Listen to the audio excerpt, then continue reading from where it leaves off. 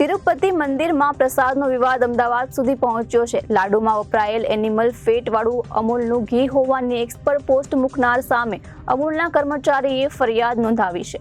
તિરુપતિ બાલાજી મંદિરમાં પ્રસાદનો વિવાદ અમદાવાદ સુધી પહોંચ્યો છે. અમૂલના કર્મચારી દ્વારા સાયબર ક્રાઇમ પોલીસ સ્ટેશનમાં એક્સ પર પોસ્ટ કરનારી વ્યક્તિ સામે ફરિયાદ નોંધાવી છે.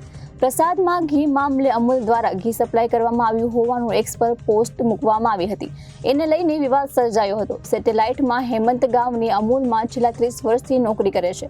20 સપ્ટેમ્બરે તેઓ દિલ્હી ગયા હતા અને પરત અમદાવાદ એરપોર્ટ પર આવ્યા ત્યારે તેમને એક્સ પર અલગ અલગ અકાઉન્ટથી તિરુપતિ બાલાજી મંદિરમાં લાડુ બનાવવા માટે વપરાયેલ એનિમલ ફેટ વાળું ઘી અમૂલનું હોય તેવી પોસ્ટ કરવામાં આવી હતી. આ પોસ્ટના કારણે અમૂલ સહકારી સંસ્થાને નુકસાન તથા હાનિ પહોંચાડવાના ઈરાદાથી ખોટું ઇલેક્ટ્રોનિક રેકોર્ડ તથા દુશ્મનાવટ ધિક્કારની અને દ્વેષ ઉદ્ભવે એ પ્રકારની અફવા ફેલાઈ હતી. આજરોજ અમૂલના કર્મચારી દ્વારા અમને કમ્પ્લેન કરવામાં આવી છે કે ટ્વિટરમાં અલગ અલગ ટ્વિટર હેન્ડલથી અલગ અલગ અકાઉન્ટથી ટ્વીટ કરવામાં આવ્યું છે કે જે તિરુપતિ બાલાજીના લડ્ડુ છે એમાં જે ઘી જે એનિમલ કન્ટેન્ટનું ઘી છે એ અમૂલ દ્વારા આપવામાં આવ્યું છે એવી અફવા ફેલાઈને આ ટ્વીટ વાયરલ કરવામાં આવી છે. જેના અનુસંધાને આપણે એફઆઈઆર લીધી છે સાયબર ક્રાઇમ બ્રાન્ચ અમદાવાદમાં. બીએનએસની કલમ 333 336 પોસ્ટ 196(1)A તથા આઈટી એક્ટની કલમ હેઠળ ફરિયાદ નોંધવામાં આવી છે. આમાં જે એમની જે રેપ્યુટેશન છે એને નુકસાન થાય અને સહકારી સંસ્થાને પણ નુકસાન કરવા અને હાનિ પહોંચાડવાની ઈરાદાથી આજે ફેક ન્યૂઝ વાયરલ કરવામાં આવી છે. એના અનુસંધાને આપણે એફઆઈઆર નોંધી છે. પ્રથમ એફઆઈઆરમાં 7 અકાઉન્ટના મેન્શન છે અને એમાં તપાસ દરમિયાન જેટલા પણ બીજા અકાઉન્ટ આવે એના વિરુદ્ધ આ ફરિયાદ છે. સર, ઉલ્લેખ શું કરવામાં આવ્યો? અલગ અલગ પોસ્ટો હતી તેની અંદર શું ઉલ્લેખ કરવામાં આવ્યો હતો? આમાં જે એનું કન્ટેન્ટ છે એમાં બેઝિકલી જે સહકારી સંસ્થાઓ છે એમને નુકસાન કરાવે એવા પોસ્ટ મૂકવામાં આવ્યા છે તથા ઇલેક્ટ્રોનિક રેકોર્ડ અને અમૂલની રેપ્યુટેશન છે અને આ જે ફેક ન્યૂઝ છે એ મૂકવામાં આવી છે. એના અનુસંધાને આ ટ્વીટ કરવામાં આવ્યા છે. કોણ છે જે આરોપી તરીકે ઉલ્લેખ કરવામાં આવ્યો છે?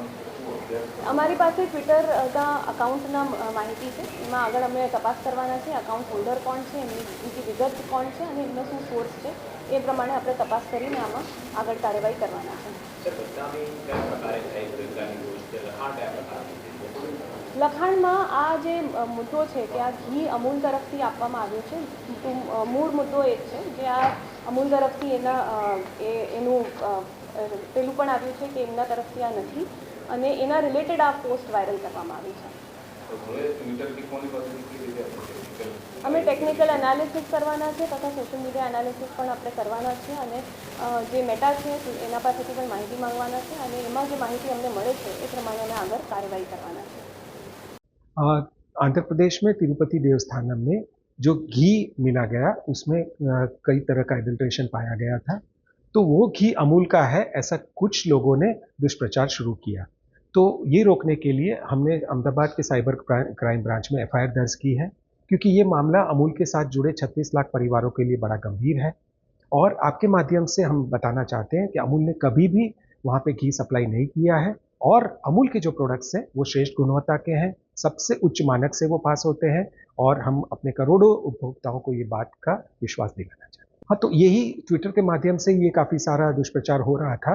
तो हमने ये क्लैरिफिकेशन अपने ट्विटर हैंडल से भी किया है कि अमूल ने कभी भी वहाँ पे सप्लाई नहीं किया है घी का और अमूल के प्रोडक्ट्स बेस्ट क्वालिटी के हैं और लोगों को इस मिस इन्फॉर्मेशन और दुष्प्रचार से दूर रहने की हमने विनती की. Reporter Yagnesh Goswami, ABC news, Ahmedabad.